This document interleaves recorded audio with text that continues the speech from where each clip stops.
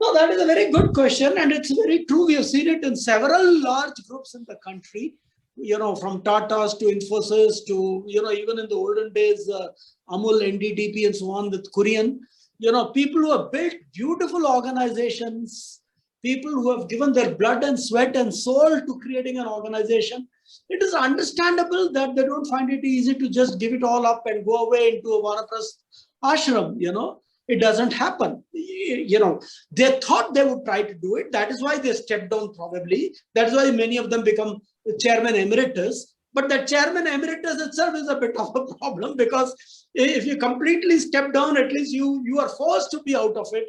But when you are called a chairman emeritus, like many of them have been called, then there's a bit of a problem, because you always have a small finger in the pie and you can keep doing some small disturbances. But yes, I think it's a question of, it's easy for me, purely in an academic sense, to say that people should give up and move on. But it doesn't happen that way. And as long as this is understood by the other side as well, that look, all said and done, that person gave his life and blood to creating this organization. I am relatively a Johnny newly come. So let me understand where he or she is coming from. And also sometimes the enthusiasm of youth discounts the wisdom of age.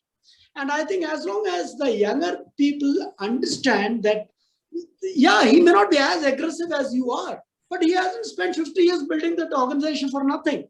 So listen to him or her, whoever it may be. So I think there has to be a little bit of give by the older generation and a little bit of take by the newer generation. And I think then the chance, you see, in reality, truth is always somewhere in the middle. It's almost never on one extreme or the other extreme. It's not only those who don't let go who are only on the fault. Those who are having it now also need to understand why it is difficult to let go. If you had created something of that proportion, you would know how difficult it is to let go. So once you understand that letting go problem can be slightly better managed.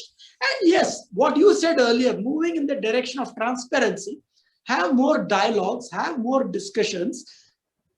Everything that you disagree is not a question of being in opposition. Between two wise people, opposition can be a way of finding a better solution.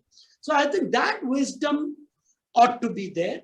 But yes, some of us are also victims of our personalities. I speak very harshly.